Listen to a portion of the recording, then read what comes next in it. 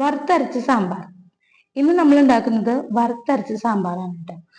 പക്കാ ഒരു വറുത്തരച്ച സാമ്പാറാണോ ഇതെന്ന് ചോദിച്ചാല് അല്ല കേട്ടോ.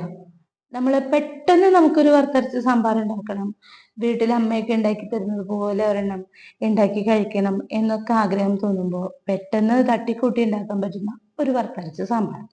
ഇവിടെ ഇപ്പൊ ഞാൻ എൻ്റെ കയ്യിലുള്ള കുറച്ച് കഷ്ണങ്ങളാണ് കേട്ടോ എടുത്തിട്ടുള്ളത്. ക്യാരറ്റ്, വെള്ളരിക്ക, വെണ്ടക്കായ, മുരിങ്ങക്കായ, അങ്ങനെ കുറച്ച് കുറച്ച് സാധനങ്ങൾ. പിന്നെ കുറച്ച് ചക്കക്കുരു എടുത്തിട്ടുണ്ട് കേട്ടോ. ചക്കക്കുരു സാമ്പാറിൽ ഇടുന്നവരുണ്ടാവാം, ഇല്ലാത്തവരും ഉണ്ടാവാം. നമ്മുടെ നാട്ടില് ചക്കക്കുരു ഒക്കെ ഇടും കേട്ടോ സാമ്പാറിൽ.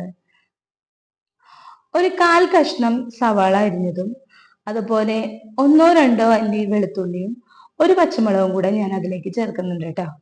കറിക്ക് ആവശ്യത്തിന് പരിപ്പ് നന്നായി കഴുകിയെടുത്തതിന് ശേഷം അതിലേക്ക് അരിഞ്ഞു വെച്ച പച്ചക്കറിയും, ഒരു നുള്ളു മഞ്ഞൾപ്പൊടി, പാകത്തിന് ഉപ്പ്, ഒരു കഷ്ണം പെരുങ്കായം, ആവശ്യത്തിന് വെള്ളമൊഴിച്ച് നമുക്ക് നന്നായി വേവിച്ചെടുക്കാം. എല്ലാവർക്കും ഇഷ്ടമുള്ള ഒരു ഒഴിച്ചുകറിയാണല്ലേ സാമ്പാർ. ഇതിനു മുന്നേ ഞാൻ നാളികേരം പച്ചക്ക് അരച്ച് വെക്കുന്ന ഒരു സാമ്പാറിന്റെ റെസിപ്പി ഇട്ടിരുന്നു കേട്ടോ. അത് എല്ലാവരും നല്ല അഭിപ്രായം പറഞ്ഞിരുന്നു കേട്ടോ. ആ വീഡിയോ കാണാത്തവര് അതൊന്ന് കണ്ടു നോക്കി അതുപോലെ ഒന്ന് ട്രൈ ചെയ്ത് നോക്കൂട്ടാ. പരിപ്പും കഷ്ണങ്ങളൊക്കെ നന്നായി വെന്ത് വരുമ്പോഴേക്കും നമുക്ക് അതിലേക്ക് നാളികേരം വറുത്തെടുക്കാം. ചൂടായ ചട്ടിയിലേക്ക് കുറച്ച് നാളികേരം, 3-4 അല്ലി ചുമന്നുള്ളി, കുറച്ച് കറിവേപ്പില ചേർത്ത് വറുത്തെടുക്കാം.